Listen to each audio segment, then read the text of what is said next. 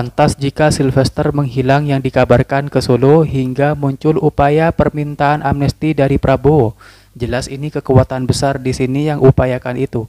Akan tetapi selama 6 tahun tak dieksekusi itu akan ungkap dimensi hukum yang lain. Siapakah yang lalai akan hal ini? Pihak Kejaksaan atau Mahkamah Agung? Akankah dua lembaga ini mau jadi tumbal seorang Sylvester? Semoga saja Presiden Prabowo tolak permintaan amnesti Sylvester.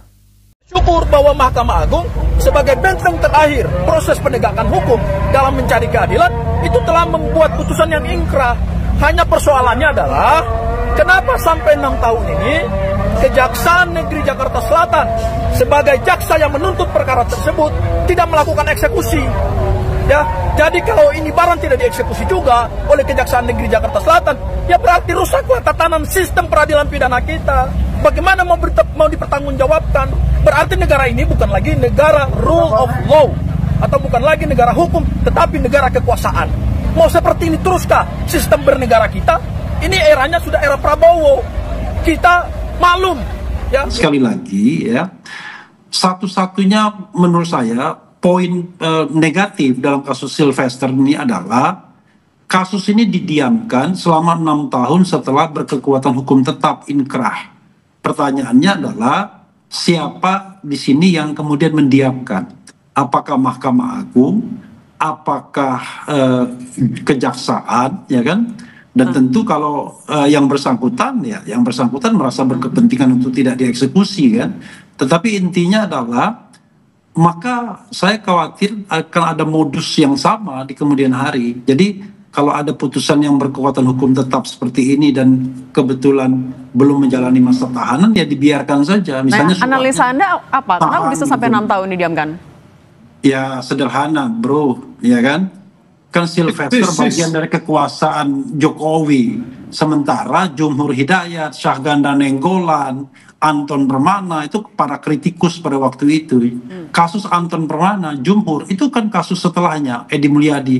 Ketika mereka kemudian dianggap katakanlah melakukan berita bohong, penghinaan dan lain sebagainya, langsung mereka ditangkap, langsung ditahan, langsung divonis, sehingga sudah clear semua. Nah, tahan dulu kalau gitu. Mereka adalah urusan rehabilitasi. Sylvester kasusnya didiamkan saja walaupun sudah inkrah. Nah itu aja persoalannya.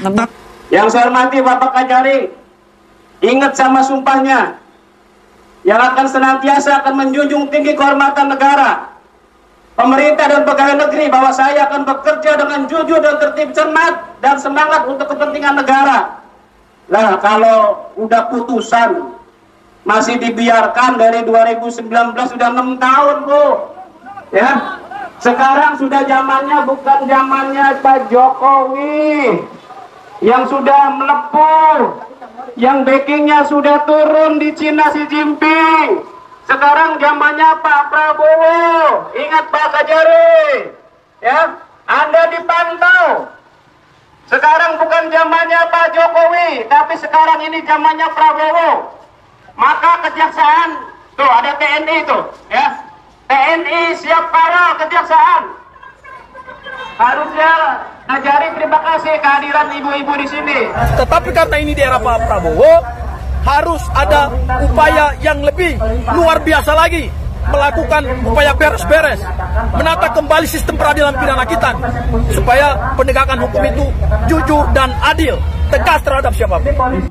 Tentu kan kita juga harus melihat mereka yang dapat amnesti itu apa kriterianya, mereka yang mendapatkan abolisi apa kriterianya. Dalam kasus Tom Lembong misalnya, kenapa dia dapat abolisi? Karena peradilannya sesat, seperti yang saya katakan. Kasus Sylvester bukan hanya ada, tetapi sudah inkrah, sudah berkekuatan hukum tetap. Tapi apakah orang yang sudah berkekuatan hukum tetap dapat mendapatkan amnesti? Bisa saja, tetapi umumnya ya itu borongan amnesti itu, ya. Dan yang kedua biasanya ya mereka yang sudah menjalani pidananya, entah pidananya barangkali tinggal separuh lagi atau tinggal sebentar lagi, atau seperti Gus Nur yang sudah dibebaskan bebas bersyarat dan akhirnya dapat amnesti sehingga dia tidak lagi bebas bersyarat tapi bebas murni. Nah, kalau murni karena kecintaan terhadap tegaknya hukum, terhadap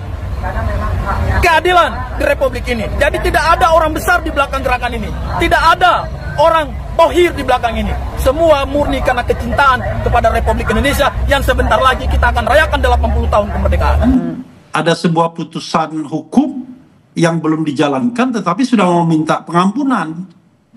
Kan ibaratnya kewajiban untuk menjalani penahanan itu belum dilaksanakan tetapi sudah mau minta ampunan. Ini dari kacamata keadilan masyarakat kan agak jomplang jadinya. Tapi kalau yang bersangkutan mau minta amnesti, ya itu hak yang bersangkutan. Kan kita tidak bisa menghalangi orang minta amnesti, namanya minta. Sylvester belum ditangkap, Projo minta Prabowo berikan amnesti. Relawan pendukung DH-nya Jokowi, Sylvester Matutina, bak ditelan bumi, tidak muncul ke permukaan televisi media sosial yang katanya mau dijebloskan ke penjara.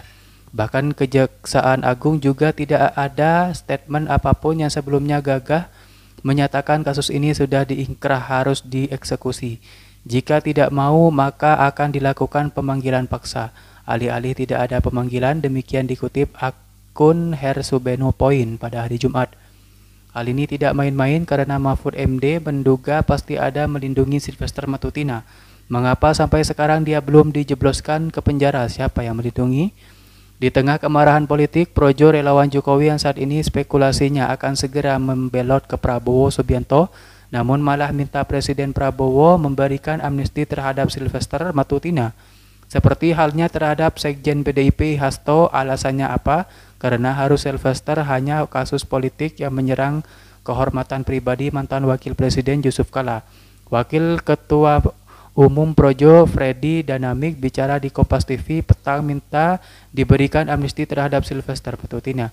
Apakah mungkin Presiden Prabowo memberikan amnesti terhadap Sylvester Matutina sebagai rangkaian dari HUT RI ke-80 yang akan diselenggarakan 17 Agustus 2025?